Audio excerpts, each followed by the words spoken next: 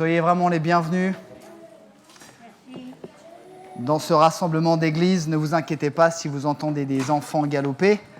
C'est le temps des vacances et notre service fonctionne au ralenti. Voilà, soyez vraiment les bienvenus ce matin. Est-ce que quelqu'un vous a souhaité la bienvenue ce matin ? Oui, non, oui. Alors, pour faire en sorte que personne ne soit laissé de côté, je voudrais vous encourager à souhaiter la bienvenue à la personne qui est soit à côté de vous, soit derrière vous. Est-ce que vous pouvez juste lui faire peut-être un petit check ou un petit coup de main ? Voilà, un petit coucou. Voilà, vous pouvez dire « Je ne te connais pas, mais je peux te dire que ce matin, tu es au bon endroit. » Amen. Voilà. Excusez-moi, j'enlève tous mes fils. Voilà. Voilà, c'est une joie de se retrouver tous ensemble ce matin pour un rassemblement de l'Église. Est-ce que vous avez hâte d'écouter la parole de Dieu ? Amen. Moi aussi. Voilà, soyez les bienvenus. Si vous nous suivez sur la chaîne YouTube, bien évidemment, soyez également les bienvenus. Et ce matin, on va continuer à parler du thème du Saint-Esprit, puisque ça fait bientôt 3 mois qu'on parle du Saint-Esprit. Et ce matin, j'aimerais parler de la vérité. J'aimerais parler de la vérité. Et le titre de ce message est « Toute la vérité, rien que... » Ah, vous connaissez. Très bien. C'est quoi, il y a un truc après ? Dis, je le jure. Ah, dis, je le jure. Non, je ne suis pas allé jusque-là. Rien que la vérité, toute la vérité. Et vous savez, aujourd'hui, la vérité, elle est très, très, très importante. Elle a toujours été importante depuis la création du monde. Le problème aujourd'hui, c'est que nous avons plusieurs vérités. Chacun a sa vérité. Chaque personne a sa vérité. Chaque chaîne de télévision a sa vérité. Chaque chaîne d'information a sa vérité. Vous voyez de ce que je veux dire ? Oui, voilà, on ne va pas aller plus loin. Et aujourd'hui, en fait, on est perdu dans un flot de vérité. Mais moi, je crois, et je crois que tous ceux qui croient en Dieu croient qu'il n'y a qu'une seule vérité. Amen. Amen. Et on va lire des passages dans la Bible, parce que la Bible dit à plusieurs reprises que le Saint-Esprit est appelé l'Esprit de vérité. Et c'est important qu'on puisse lire ce que la Bible dit là-dessus, parce que le Saint-Esprit est là pour guider la vie de chaque croyant et chaque croyante. Venez avec moi dans l'Évangile de Jean. Si vous avez une Bible, ouvrez-la, ou un smartphone. Si vous n'avez pas de Bible, on sera heureux de vous en offrir une à la fin. On va aller dans Jean 14, 25. Voilà, donc juste pour planter le contexte, Jésus parle, il mange avec ses disciples, c'est le repas de la Pâque. Jésus sait qu'il va être arrêté, battu, torturé et crucifié. Et il a un dernier repas avec ses disciples, il fait une mise au point. Et ce temps, c'est vraiment un temps fort où Jésus révèle vraiment son amitié pour ses disciples et il leur donne des consignes. En termes un peu modernes, Jésus fait un dernier briefing. Et il leur dit des choses. Et on va lire dans Jean 14, 25, Jésus s'adresse aux disciples et il leur dit « Je vous dis tout cela pendant que je suis encore avec vous. » Parce que Jésus savait qu'il allait mourir. « Mais le défenseur en justice, le Saint-Esprit que le Père enverra en mon nom, vous enseignera toutes choses et vous rappellera tout ce que je vous ai dit moi-même. » Ça, c'est la première chose. On va un petit peu plus loin, toujours dans l'évangile de Jean, mais au chapitre 16, c'est toujours cette discussion entre Jésus et les disciples. Jésus dit, au verset 13, vous pouvez suivre avec nous, « Quand l'Esprit de vérité sera venu, parce que le Saint-Esprit n'était pas encore descendu sur les disciples, il vous conduira dans la... Oui, dans la vérité tout entière. Ce n'est pas simplement la vérité, c'est toute la vérité, selon les versions, la vérité tout entière.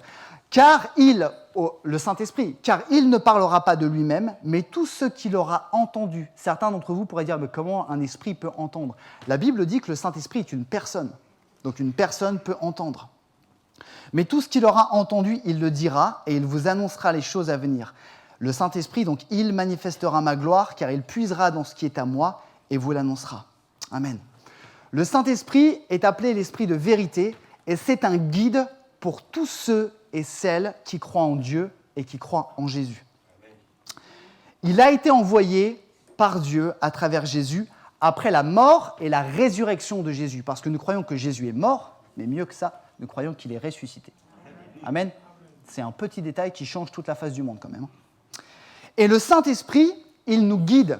Et Jésus, je reviens sur ses paroles, il dit que le Saint-Esprit nous enseigne toute chose. Et j'ai été regarder dans les racines grecques de la Bible parce que vous savez, chaque mot est important. Et le mot « toute chose » renvoie à la globalité. C'est-à-dire que le Saint-Esprit va nous enseigner simplement, effectivement, les choses spirituelles, mais également toute chose dans notre vie, dans nos choix quotidiens. Amen. C'est vraiment important. Ce n'est pas uniquement les choses par rapport à ma relation avec Dieu. Le Saint-Esprit m'accompagne tous les jours et il m'enseigne toutes choses. Tu veux changer de voiture, tu veux changer de travail, je crois que le Saint-Esprit peut te guider. Amen. Tu cherches un homme, tu cherches une femme parfaite. Je crois qu'il faut beaucoup prier. Mais je crois que le Saint-Esprit peut te guider. Amen. C'est vraiment important. Donc le Saint-Esprit enseigne toutes choses. Et Jésus a dit à ses disciples, le Saint-Esprit vous rappellera mes paroles. Alors ce qui s'est passé, les disciples étaient un peu comme nous. Jésus leur parlait. Les disciples, ils faisaient semblant de comprendre. Oui, mais ils ne comprenaient rien du tout. Est-ce que ça vous parle, ça? Ouais, ça parle à des gens. Et Jésus a souvent dit à ses disciples, bon, je vous dis ça, mais vous le comprendrez plus tard. Et donc, le Saint-Esprit a aidé les disciples à se rappeler, mais Jésus, il nous a dit ça quand on était dans la barque, quand on était dans le désert, quand on était ci, quand on était ça. Sauf que nous n'avons plus Jésus physiquement avec nous. Donc, le Saint-Esprit va nous rappeler les paroles de Jésus, mais où sont consignées les paroles de Jésus? Dans une tablette. Dans la Bible. Amen. Et le Saint-Esprit va nous aider à vivre notre vie de croyant en nous rappelant les paroles de Jésus qui sont écrites. Mais j'ai un scoop pour vous. Vous êtes prêts? Pour se rappeler les paroles de Jésus, il faut lire la Bible. Vérité philosophique transcendante. Hein? Le Saint-Esprit peut rien te rappeler si tu ne connais pas les paroles de Jésus. Hein. C'est mathématique, c'est tout bête. Hein. Donc bien évidemment, nous devons lire la Bible, pas comme un roman, hein, pas matin, midi et soir, 500 mg de lecture. Non, pas comme ça. On doit lire la Bible en se laissant inspirer.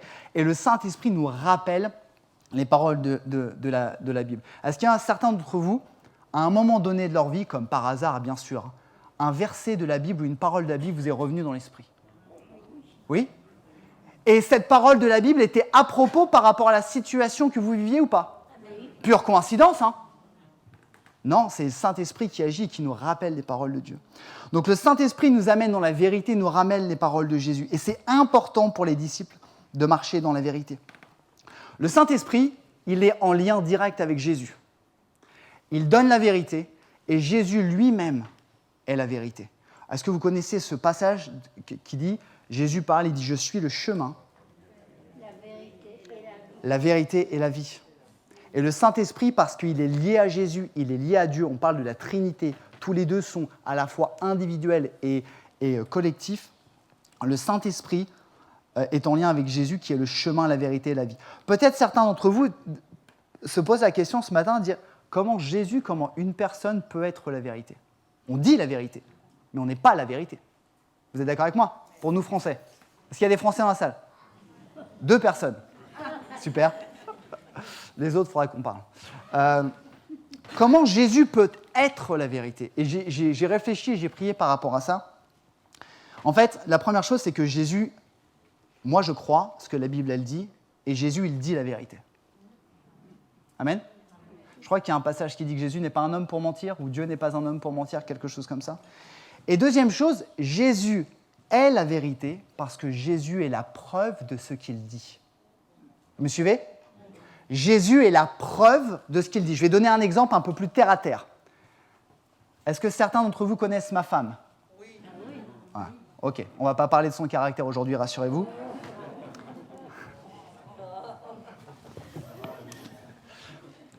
Ma femme, Isabelle, est mon épouse. Elle va vous dire, je suis l'épouse de Mathias. Elle dit la vérité. Mais Isabelle est la vérité parce qu'elle constitue ce qu'elle dit. Elle est la preuve de ce qu'elle dit. Vous me suivez ou pas? Donc Isabelle, dans ces cas-là, Isabelle n'est pas Jésus. Hein. Loin de là. Ah, comme nous tous, hein. Comme nous tous. Isabelle dit la vérité, elle est mon épouse, mais elle est la preuve de ce qu'elle dit. Elle est la preuve vivante. Jésus dit la vérité. Jésus, il dit, si tu veux être sauvé, si tu veux avoir la vie éternelle, il faut croire en moi. Et Jésus est la preuve de ce qu'il dit parce que Jésus est mort à la croix pour nous permettre d'aller au ciel. Amen. Vous me suivez? C'est un peu complexe, hein. Pardon pour un dimanche matin, mais C'est important. Et Jésus est la preuve de ce qu'il dit. Et ce matin, sans être trop long, je voudrais aborder 3 vérités que le Saint-Esprit nous donne dans la parole de Dieu. Vous êtes toujours avec moi ? Ok. La première vérité qui est certainement la plus importante, c'est la vérité par rapport au salut. La vérité par rapport à la vie éternelle. C'est la première vérité qui est enseignée par le Saint-Esprit, c'est la vérité du salut. La vérité par rapport au péché, la vérité par rapport à la vie après la mort, la vérité par rapport à ce que l'homme et la femme ont fait aux origines de la création.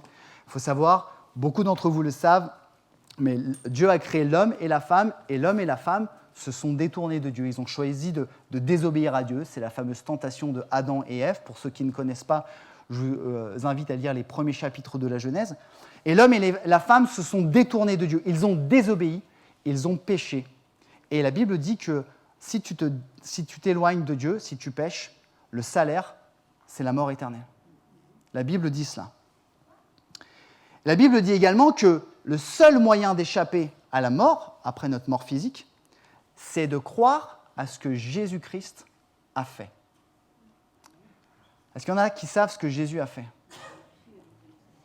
Jésus, alors que tous les hommes et toutes les femmes, hommes et femmes, toutes races confondues, il n'y a pas de différence devant Dieu, on est tous égaux. Amen ? Pas de différence de couleur, pas de différence de catégorie socio-professionnelle, on est tous hommes ou femmes. Dieu a tellement aimé l'humanité, et il aime tellement l'humanité qu'il a donné une dernière chance. Et il a envoyé son fils Jésus. Et son fils Jésus est venu sur terre, il a dit la vérité, et il est mort, il s'est laissé crucifier sur une croix pour que vous et moi, si nous croyons en Jésus, nous puissions avoir la vie éternelle. Ça, c'est la première vérité, et si vous aviez une chose à retenir aujourd'hui, c'est celle-là. La première vérité, c'est que Dieu a tant aimé le monde qu'il a donné son fils Jésus à notre place. Et c'est le Saint-Esprit qui nous fait comprendre cela. Et c'est le Saint-Esprit qui nous fait accepter ça. On va lire un passage dans la Bible et on va aller plus loin après. Venez avec moi dans Jean 8, toujours l'évangile de Jean. Je crois que c'est au verset 31. Alors Jésus dit aux Juifs qui avaient mis leur foi en lui. Si vous vous attachez à la parole que je vous ai annoncée, vous êtes vraiment mes disciples. Vous connaîtrez la vérité. Et la vérité fera de vous des hommes libres. Pour aller un petit peu plus loin, les gens ils lui disent comment ça, Jésus, tu dis qu'on sera libre, mais nous, on n'est pas esclaves. Notre ancêtre, c'est Abraham, on n'est pas esclaves. Mais Jésus leur dira toute personne qui pêche est esclave du péché. Et donc, si tu connais Jésus, tu es libéré du péché et tu es libre. Personne, ça c'est très important, personne ne peut vous, te convaincre de croire en Jésus-Christ. Seul le Saint-Esprit peut le faire. C'est très important. Personne, à force de te donner des arguments ou de te donner des explications, ne peut te faire comprendre la valeur du sacrifice de Jésus-Christ. Il n'y a que le Saint-Esprit qui vient dans notre vie, qui nous fait comprendre cette vérité. Amen, vous voyez ce que je veux dire ? C'est-à-dire que la conversion est un processus spirituel, ce n'est pas humain. Si tu fréquentes une église évangélique ou protestante ou ce que tu veux, parce que tu trouves que l'ambiance est super sympa, tu n'es pas converti. Il faut que tu aies une rencontre personnelle avec le Saint-Esprit. Amen ? Est-ce qu'il y a des gens dans cette salle qui savent de quoi je parle, qui ont eu cette rencontre ? Amen. C'est vraiment important. Et comment on peut prendre conscience ? Comment on sait qu'on est touché par le Saint-Esprit ? C'est simple, le processus de conversion, il est très simple. Numéro 1, je prends conscience que je suis pécheur, que je suis imparfait et que ce péché m'éloigne de Dieu. Je prends conscience, je me sens sale. Et ce n'est pas quelqu'un, ma femme, mon père, mon pasteur qui va me dire « Oh, t'as vu, t'es un pécheur, blablabla, confesse-toi. » Non, absolument pas. 1, je prends conscience que je suis pécheur. Et parfois, on verse des larmes là-dessus parce qu'on voit quelle vie on a, quelle vie loin de Dieu on a. Numéro 2, je prends conscience que Jésus, il m'a donné une autre chance pour que je lui abandonne mes péchés, que grâce à son sacrifice sur la croix, tous mes péchés sont effacés. Amen. Je prends conscience de ça. Et 3, je lui confie ma vie et je lui dis « Jésus, j'abandonne tout, je mets ma confiance en toi. » Ça s'appelle la conversion. Amen. Et ça, c'est une œuvre du Saint-Esprit. Et c'est la première vérité que le Saint-Esprit nous enseigne.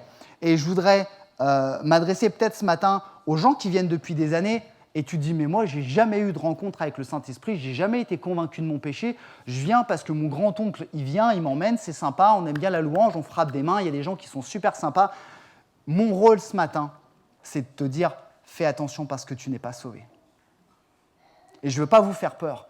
La rencontre avec le Seigneur Jésus, c'est personnel. Amen. Ce n'est pas adhérer à une association, à un club de sport comme ça, c'est vraiment une rencontre personnelle. Et peut-être ce matin m'adresser à ceux qui viennent pour la première fois, qui ne sont peut-être pas croyants, et je suis content de vous avoir partagé cette vérité. Et je vous encourage vraiment, sincèrement, à parler à Dieu quand vous serez seul et lui dire, peut-être que ce gars-là, Mathias, il a dit, c'est peut-être vrai. Si c'est vrai, Dieu, révèle-toi à moi. Et moi, je crois que Dieu se révélera à vous. Amen. Deuxième vérité que le Saint-Esprit nous enseigne. Vous êtes toujours là ? Donnez un petit coup de coude à la personne à côté de vous pour savoir si elle dort. Doucement. Hein. Voilà, elle est réveillée, c'est bon, on enchaîne. 2. Isabelle, est-ce que tu peux m'apporter un peu d'eau, s'il te plaît ? Merci. Isabelle, qui est la vérité, qui est ma femme. T'as vu comment je me rattrape ? Merci, ma chérie. 2. La vérité par rapport à l'œuvre du Saint-Esprit dans la vie de croyant. La vérité la plus importante, c'est la conversion. C'est quand le Saint-Esprit vient en nous et nous dit « Tu es pécheur, tu as besoin de Jésus ». Ça, c'est la première. La deuxième, ça ne s'arrête pas là. Quand le Saint-Esprit est venu dans notre vie, il désire apprendre à nous connaître. Il désire œuvrer en nous. On a mangé hier avec un couple d'amis de l'équipe pastorale et ils nous racontaient comment ils s'étaient rencontrés, comment le mari avait rencontré la femme, je ne donnerai pas de nom. Hein. Et au départ, c'était « Tiens, je viens te visiter pour prendre de tes nouvelles. » Et puis après, je te passe un petit coup de téléphone, je voudrais prendre de tes nouvelles, apprendre à te connaître. Puis après, il y a eu une invitation au restaurant. Et c'est comme ça qu'ils ont appris à se connaître. De la même manière, le Saint-Esprit veut apprendre à nous connaître et il veut demeurer en nous. Ça ne s'arrête pas uniquement à la conversion. Après avoir ouvert notre cœur à Dieu, nous devons progresser dans la vérité. Et le Saint-Esprit m'aide à progresser dans la vérité dans 2 grandes directions qui sont très importantes. Je m'adresse ce matin aux croyants, à ceux qui ont pris le baptême, qui ont reconnu Jésus comme leur Seigneur. Je voudrais m'adresser à vous en particulier ce matin. Numéro 1, le Saint-Esprit m'aide à me sanctifier. Ça veut dire quoi, se sanctifier ? Ça ne veut pas dire un truc de devenir parfait, ça veut dire ressembler à Jésus, progresser. C'est ça, se sanctifier, progresser à l'image de Jésus. Le Saint-Esprit m'aide à mettre ma vie en accord avec les enseignements de la Bible. C'est le Saint-Esprit qui m'aide. Le Saint-Esprit m'aide à changer mon caractère, à changer mes mauvais côtés. Est-ce qu'il y a des gens dans cette salle qui ont des problèmes de caractère ? Ok. Moi, j'ai des problèmes de caractère.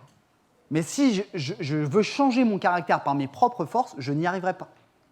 Le Saint-Esprit en moi fait une œuvre de sanctification et m'aide à changer mon caractère. Amen ? Vous dites amen parce que vous pensez que j'ai un mauvais caractère ? Il change mon caractère, il chasse la dépression, il chasse la colère, il chasse les addictions. Et dans ce processus, le Saint-Esprit qui agit en moi, qui travaille mon cœur, il me donne ce qu'on appelle le discernement. Parce que quand je fais un pas de travers, quand je m'éloigne de Dieu, le Saint-Esprit en moi, il va me faire sentir que ce que je fais, ce n'est pas juste. Est-ce qu'il y en a qui voient de quoi je parle ? Et ça, ce n'est pas la mauvaise conscience, ce n'est pas un petit diable, vous savez, avec une fourche qui nous pique là. Non, ça, c'est l'Esprit de Dieu qui est en nous et qui nous fait sentir, tu vois, ton attitude ou ce que tu es en train de faire là, ce n'est pas en accord avec les enseignements de Jésus. Et ça, c'est la vérité qui nous est donnée par le Saint-Esprit. C'est-à-dire que le Saint-Esprit nous aide chaque jour à rester dans le chemin. Amen. La deuxième chose, c'est que non seulement le Saint-Esprit m'aide à me sanctifier, mais le Saint-Esprit, il veut me conduire dans la vérité pour que moi, alors je dis moi, Mathias, mais c'est toi, il m'utilise pour bénir l'Église. Qu'est-ce que l'Église ? Il vous reste 5 secondes. Qu'est-ce que l'Église ? C'est nous, c'est vous, c'est les gens. Hein. L'Église, ce n'est pas un bâtiment, on est au clair avec ça ? Donc, il m'utilise pour bénir les gens. Comment je peux faire ça ? Première chose, le Saint-Esprit va me faire comprendre et va me faire vouloir mettre mes talents au service de l'église locale. Chacun ici a un talent. Peut-être que vous êtes au courant, peut-être que vous ne le savez pas, mais vous avez au moins un talent, si ce n'est plusieurs. Quand je laisse le Saint-Esprit œuvrer en moi, j'ai le désir, ce n'est pas parce que quelqu'un me demande, j'ai le désir de dire ah, moi j'aime bien accueillir les gens. Moi, j'aime les gens. J'aime serrer les mains. Enfin, en ce moment, c'est un peu compliqué, quoi. J'aime mettre du gel hydroalcoolique aux gens. J'aime faire des checks. Et le Saint-Esprit va te faire dire oh, j'ai tellement envie que dans mon église locale, les gens se sentent accueillis. Vous vous sentez accueillis ici ou pas? Oui. Vous vous sentez bien? Et bien, le Saint-Esprit va te pousser à dire moi, je veux servir. Je veux être au service des gens. Tu joues de la musique? Le Saint-Esprit va te pousser à dire moi, je joue de la basse. Moi, je joue de la batterie. Moi, je joue du luth à 3 cordes, je sais pas. Je veux mettre ça au service de Dieu pour servir les gens, pour aider les gens à chanter des louanges. Moi, j'aime faire le ménage. Il y a des gens qui aiment faire le ménage ici. Je sais que ma femme adore faire le ménage. Mireille, 2. Bon, que 2. Le Saint-Esprit va t'aider à dire moi, je veux me rendre utile. Je veux aider. Je ne veux pas te donner un coup de main. Je veux servir Dieu à travers mon talent. Et ça, c'est l'œuvre du Saint-Esprit. Bien souvent, les responsables d'église, on vient pleurer auprès des gens. Est-ce que tu voudrais nous aider? On a des besoins dans ce service. Ce n'est pas la bonne chose. C'est les gens qui devraient se mettre au service de Dieu. Amen. C'est vraiment important. Donc, il me met en service pour le royaume de Dieu, quel que soit le talent. Tu es peintre en bâtiment. Je ne sais pas, tu es nettoyeur de vitres. Tu es agent secret.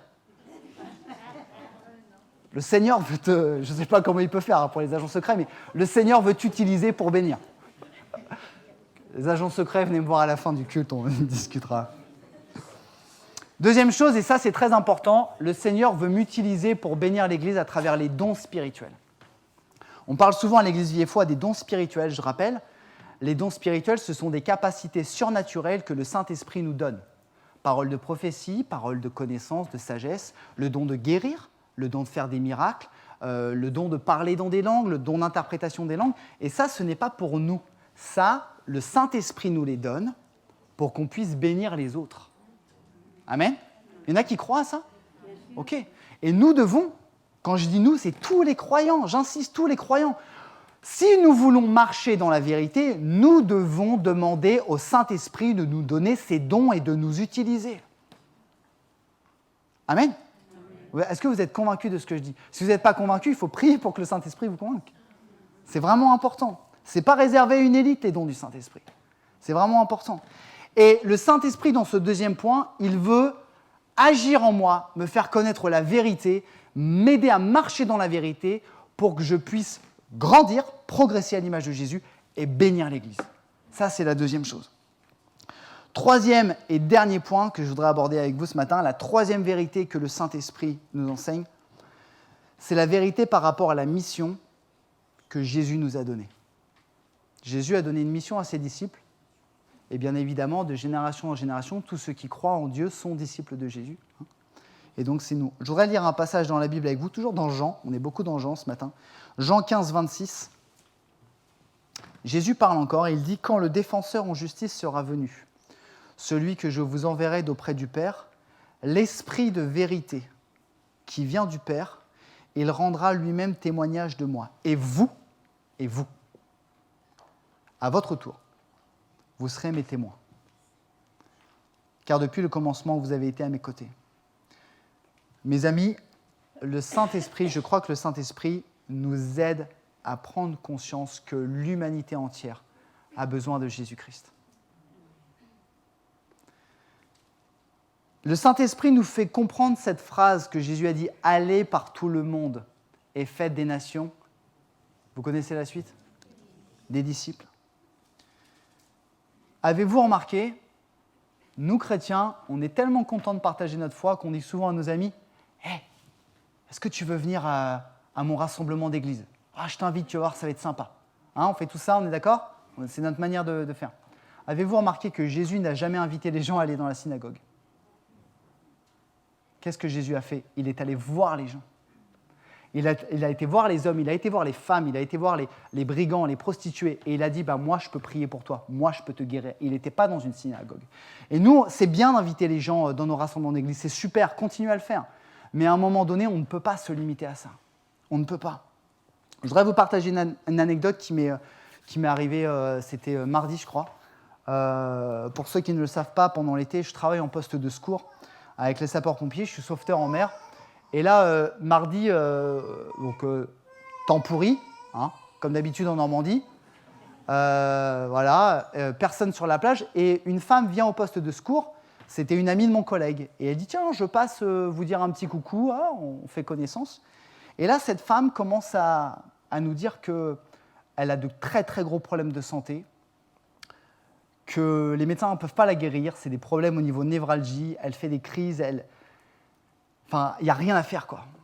Et là, dans mon cœur, je commence à me dire, mais Seigneur, t'es la solution pour cette femme, quoi. Si les médecins ne peuvent rien faire, si cette femme, ça fait 1 an qu'elle souffre. Et je suis là, je suis avec mon collègue, on discute, ah oui, machin, un truc.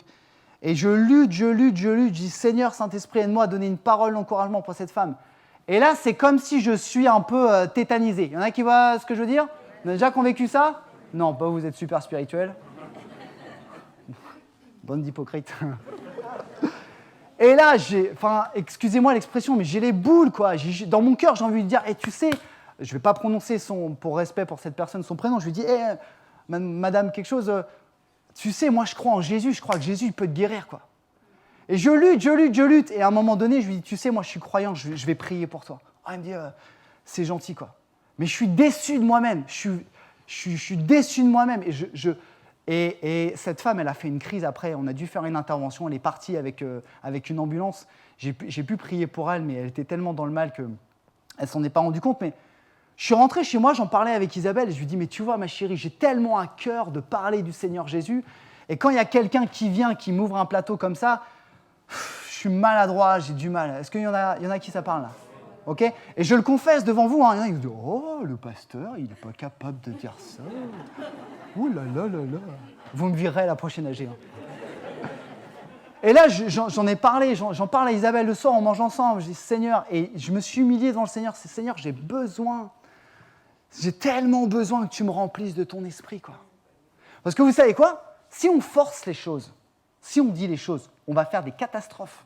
On va être maladroit, on va saouler les gens. Dixit, ce que Alexis dit souvent, on va saouler les gens, on va les faire fuir. Par contre, si le Saint-Esprit est dans notre cœur et qui dirige nos paroles et nos actes, les gens ils vont être touchés. Amen. Et ça m'a vraiment conforté cette expérience parce que le Saint-Esprit m'a vraiment montré dans ce 3e point. Toi qui es là ce matin, si vraiment tu prends conscience de la mission de parler de Jésus aux gens, commence par prier que le Saint-Esprit t'utilise. Commence pour que le Seigneur t'utilise.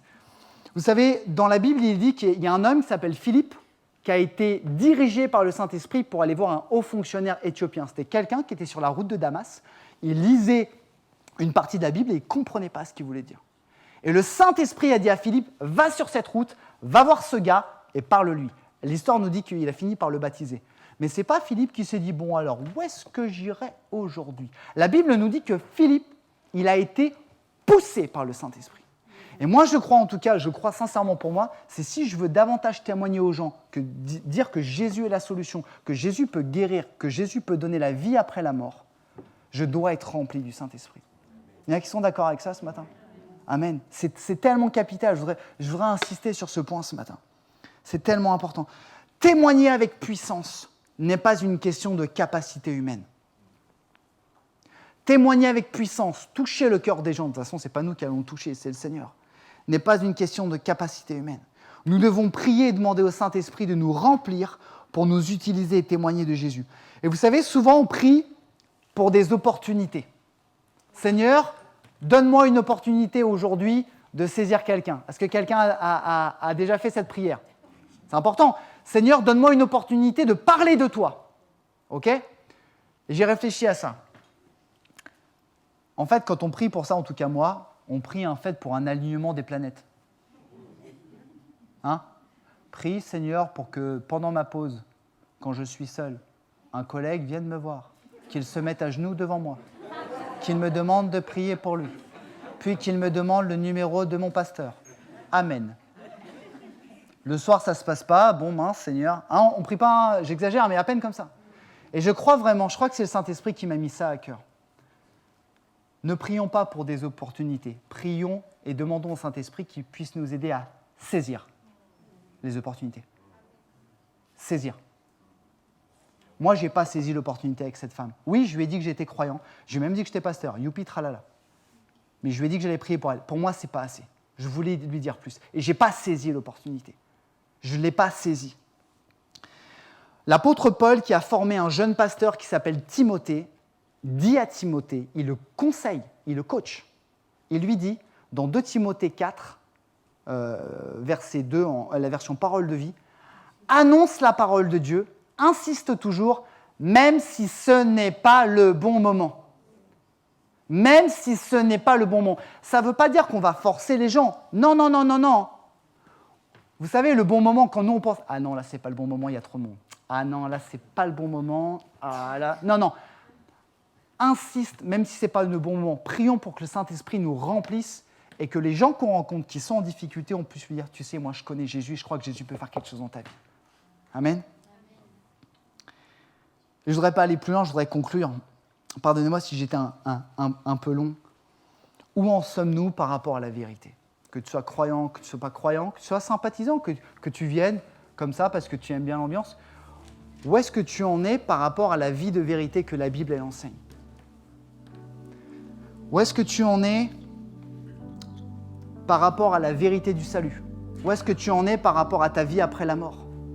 Est-ce que tu sais que quand tu fermeras les yeux sur cette terre, tu les ouvriras en présence de Jésus-Christ ? Où est-ce que tu en es par rapport à cette vérité ? Où est-ce que tu en es par rapport à la vérité de l'œuvre du Saint-Esprit dans ta vie ? Vous savez, souvent, nous, chrétiens, on est un bel appareil, un beau paquet. Le Saint-Esprit est venu en nous, le Saint-Esprit nous a équipés, mais on reste le paquet emballé avec les instructions. Vous savez, il y a encore le plastique dessus et on n'est pas utilisé. Parce qu'on s'est dit, oh merci Seigneur, tu m'as convaincu, tu m'as sauvé. Maintenant, je vais venir pendant 40 ans dans une église évangélique, je vais poser mes fesses sur les chaises, je vais écouter et je vais me faire du bien. Ce n'est pas à ça que Dieu nous appelle. Ce n'est pas à ça que Dieu nous appelle. Où est-ce que tu en es par rapport à cette vérité des gens, ton voisin, ta voisine, ton collègue, peut-être ton frère, ta sœur, ton père, ta mère, qui ne connaît pas Jésus ? Ce collègue, cette collègue que tu croises tous les jours. Et quelque part dans ta tête, tu t'es dit « Ah, j'aimerais bien lui parler de Jésus. » Où est-ce qu'on en est là-dedans ?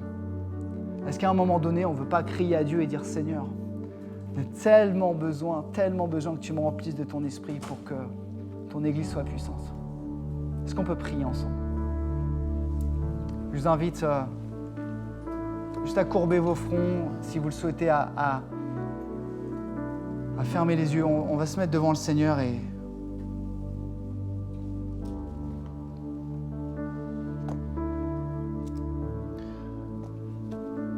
vous savez, j'ai vraiment eu honte devant le Seigneur mardi et je me dis, Seigneur, j'ai tellement besoin de ton Saint-Esprit en moi, tellement besoin que tu puisses me remplir.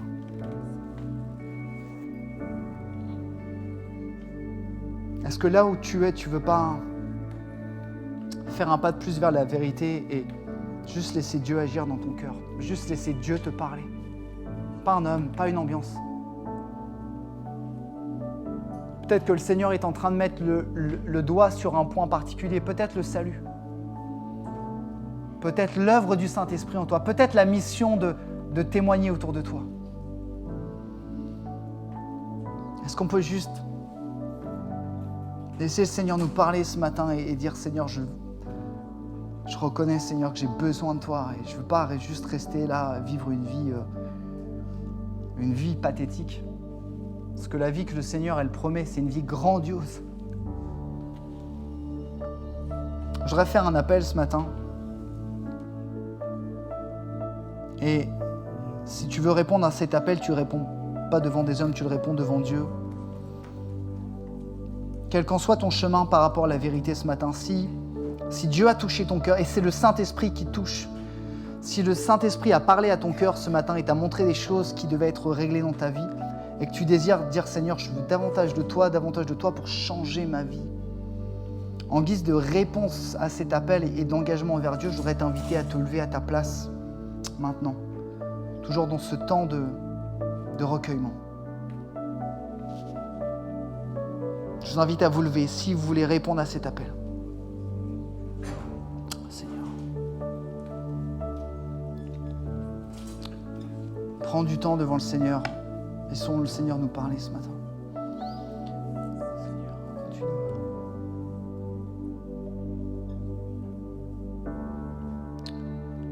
Seigneur, conduis-nous ce matin. Saint-Esprit, conduis-nous ce matin. Nous avons besoin de toi, Seigneur. Pour ceux et celles qui se sont levés, je voudrais, même toute l'Assemblée, je voudrais vous inviter à dire au Seigneur que vous avez besoin de lui, vous avez besoin du Saint-Esprit dans votre vie. Est-ce qu'on peut élever nos voix ensemble pendant que le groupe de louanges revient? Est-ce qu'on peut juste dire au Seigneur, vraiment lui confesser nos péchés, dire Seigneur, tu vois ma vie, j'ai besoin que tu te révèles, j'ai besoin que tu me remplisses de ton esprit encore. Seigneur. Seigneur Jésus.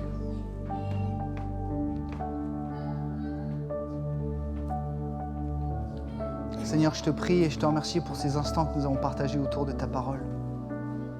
Seigneur, tu connais les cœurs au-delà de toute chose. Tu vois ce que nous ne voyons pas. Tu sens ce que nous ne sentons pas, Seigneur. Et je te prie ce matin que tu puisses tous nous remplir de ton esprit, Seigneur. Que ton esprit fasse la différence dans nos vies, que tu puisses nous aider à progresser, à marcher toujours plus près de toi et dans ton chemin, Seigneur. Saint-Esprit, enseigne-nous la vérité et aide-nous à rester dans la vérité. Au nom de Jésus, nous prions. Amen.